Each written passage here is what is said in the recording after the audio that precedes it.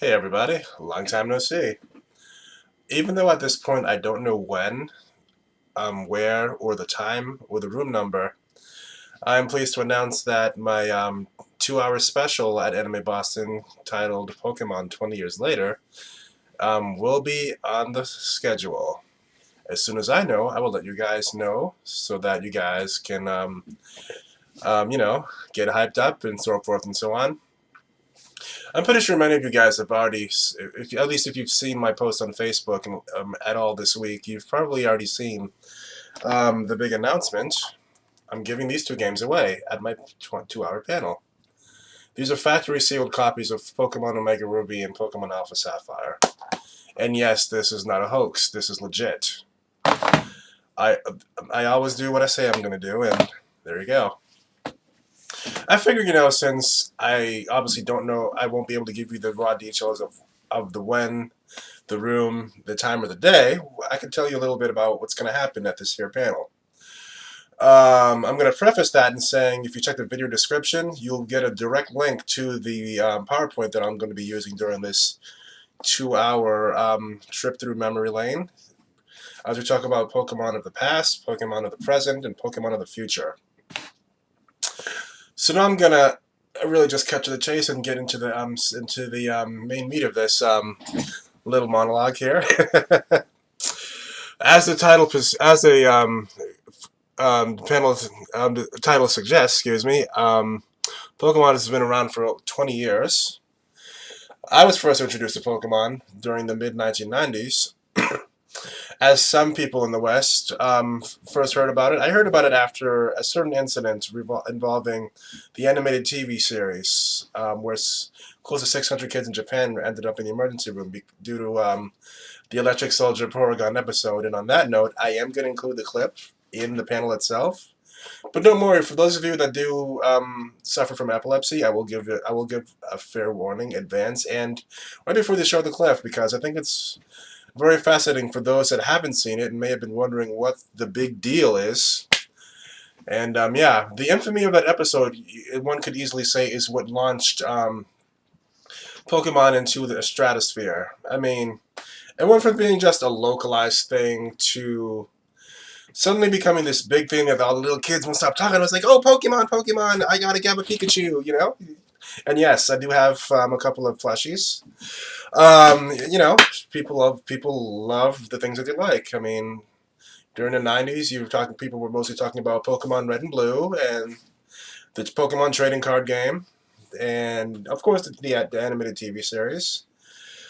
And all things just keep going on. And then I believe it was in 1998, Pokemon the first movie came out.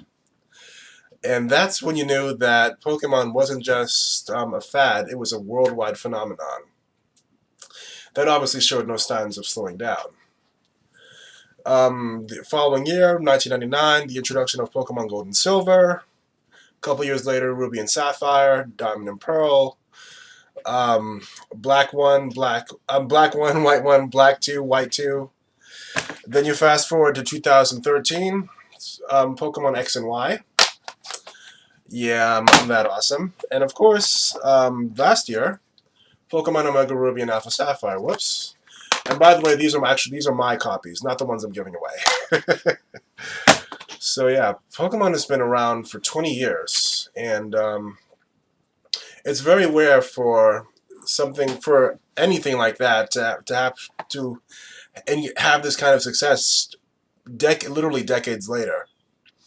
And at this point, I'm pretty sure that even if the creator of Pokemon, Satoshi Tajiri, would have died, Nintendo would find a way to keep going. It's kind of like, well, actually, maybe I shouldn't use that analogy, but anyway, you get what I mean. Pokemon is just something about this thing that gets everybody all emotional and everybody thinking about it, whether you love it or you hate it. There's no question that Pokemon is just a part of pop. It's just not just a part of popular culture. It's just a way of life. I can say that because as I announced on my blog a couple years ago, I did take 2 years off from Pokemon to get into other stuff. Other stuff mainly being on other MMOs and so forth and so on. But I pretty much skipped the 5th generation of Black 1, Black 2, White 1, and White 2, and went straight to the 6th generation, starting with X and Y. And as the saying goes, not a step was missed. While while the Pokemon series has mostly used the same formula, and I do mean that in more ways than one, with each generation, it's like the series has been getting better and better. I'm going to give you guys a little bit of there we go, a little bit of a sneak preview of what's to come. And I'm going to show you off a couple of soundtrack comparisons. This is from X and Y, by the way. And now this is from the original Red and Blue and Green. As you can see, just going through time, very little differences. And this is what's synonymous with all things Pokemon. They think of the main soundtrack. It's just a classic, and it's just timeless. And in case you're wondering, yes, there's going to be a lot of music when we do this for real. So we're going to fast forward through about 20 years, and here we go. The 2003 release of the Pokemon Ruby and Sapphire. And as those of you know, about 10 years later, the game was remade for the Nintendo 3DS. And as I said earlier, not a step was missed.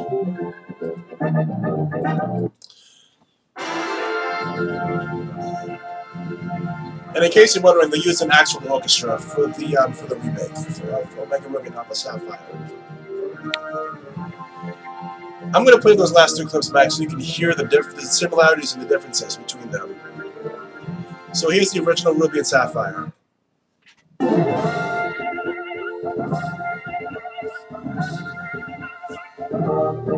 You can definitely hear the age in this one. Now here's Omega Ruby and Alpha Sapphires again.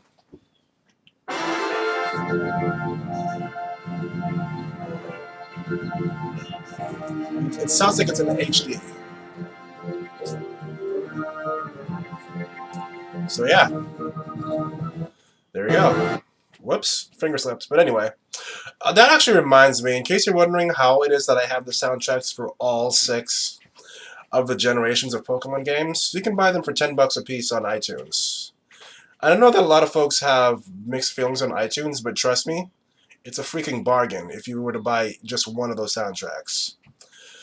So yeah, it's amazing, and I know it's kind of weird from. And in case you want to know, I don't work for Nintendo, I don't work for Apple or any other company, but you know, it's just awesome. The soundtrack. I mean, in my opinion, if you're a Pokemon fan, you're gonna want to get the soundtrack anyway. Another quick music comparison is the gems, and we're gonna go through generations 1 through 4 real quick, and you can take a look at the similarities and the differences. This is actually from the remakes for Pokemon Red and Blue. I mean, Red and Green, Fire Red and Leaf Green. I couldn't find the soundtrack for the original game for some reason, but I will have it for the panel. And now here's the original Gold and Silver. Pretty much the same cadence as the first generation and the first generation remake, and now Hard Gold and Gold Soul Silver.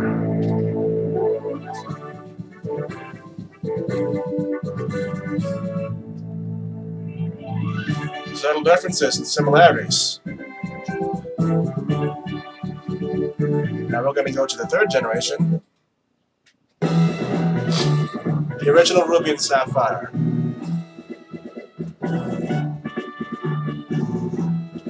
Even for back then, the soundtrack was pretty impressive, to say the least, for a handheld game system.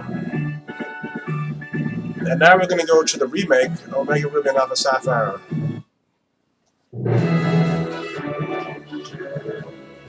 Just so crisp and clear, you'd think they just put it in the HD blender and kicked up the volume.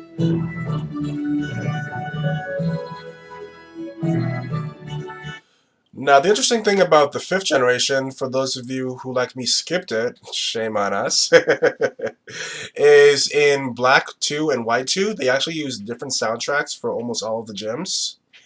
So, like for example, if you were to play Black 1 and White 1, here's what you would hear.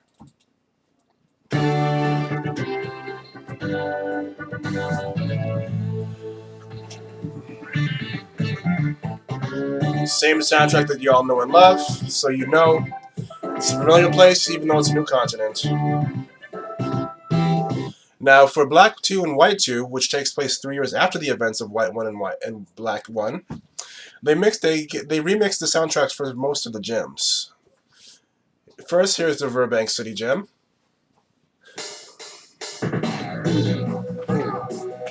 Personal favorite of mine out of all of them. Now, it's pretty obvious what's going on here. You've got the gym leader doing the performance for the. And it makes sense if you've ever played, if you've ever been in the actual game. Now I'm going to play 2 more soundtracks. This one's going to be from Nimbasa City in Unova. And in case you're wondering, it's supposed to sound like that. If you've played either Black 1 if you played either version, you already know that the gym leader is a model, so it makes sense in Black 2 and White 2 for them to mix up the soundtrack a little bit there. Now here's part 2 of that gem, because the music changes after you beat all the trainers.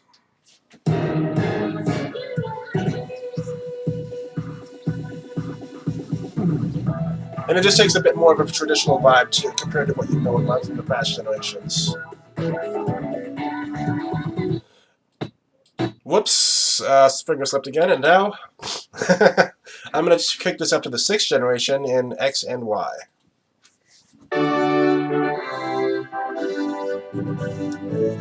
And as you can see, it doesn't sound all that different from what was used in the 1st generation and Omega Ruby and Alpha Sapphire. And yes, a live orchestra was used for X and Y as well, if it isn't obvious by now. So yeah, there you go. For obvious copyright reasons, I'm not going to show you any of the video clips in this YouTube video. On account, I don't want to get this video removed on the grounds of copyright infringement. I mean, I've already played a couple of audio clips from various Pokemon games, so yeah. So before I let you go, I will let you know what my favorite Pokemon is. And this Pokemon was recently announced as being available as a downloadable character in Super Smash Bros. For the 3DS and the Wii U. And as you know, I do have the 3DS version. Mewtwo has always been my favorite Pokemon, going back 20 years. The original Super Legendary. And yes, this doll is actually close to 20 years old itself.